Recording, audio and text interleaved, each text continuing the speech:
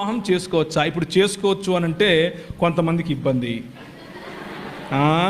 అబ్బా ఈయన కన్నేనరా అంటారు. చేసుకోకూడదంటే ఇంకొందరికి ఇబ్బంది. అన్నం అట్లా చెప్పి వెళ్ళిపోయాడు అంటారు. నేనేం చేశానో చెప్తే అయిపోతుందా? నేను 2000 సంవత్సరం నుండి 2011 సంవత్సరం వరకు మధ్యప్రదేశ్లో ఇందోర్ అనే పట్టణంలో మిషనరీగా ఉన్నాను. మిషనరీగా ఉండి పరిచర్య చేశాను. పరిచర్య చేసే సమయంలో నేను మా పాస్టర్ గారితో కలిసి పనిచేశాను. మా పాస్టర్ గారు చాలా భక్తిపరుడు, చాలా దేవుని రాజ్యం కోసం చాలా కష్టపడతాడు. నేను ఆయనతో కలిసి పనిచేస్తూ ఉంటే వాళ్ళ అమ్మాయి నన్ను పెళ్లి చేసుకో అని నన్ను అడిగింది.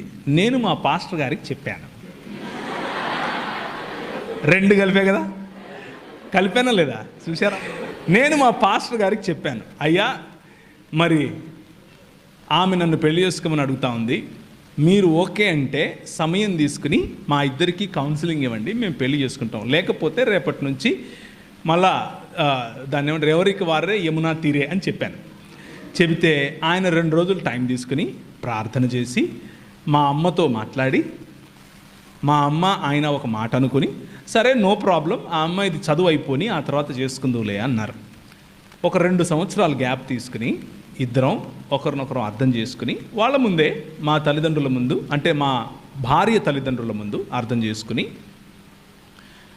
తర్వాత ఆమె చదువు అయిపోయిన తర్వాత చక్కగా అందరి ముందు మా పెళ్లిలో ఒక 6000 మంది వస్తే ఆ 6000 మంది ముందు పెళ్లి చేసుకుని ఆ తర్వాత భార్యాభర్తలుగా చలామణి అయ్యాం. ముందు భార్యాభర్తలు అయిపోయి తర్వాత పెళ్ళిళ్ళు చేసుకోకండి అని చెప్తున్నాను. అది తప్పు.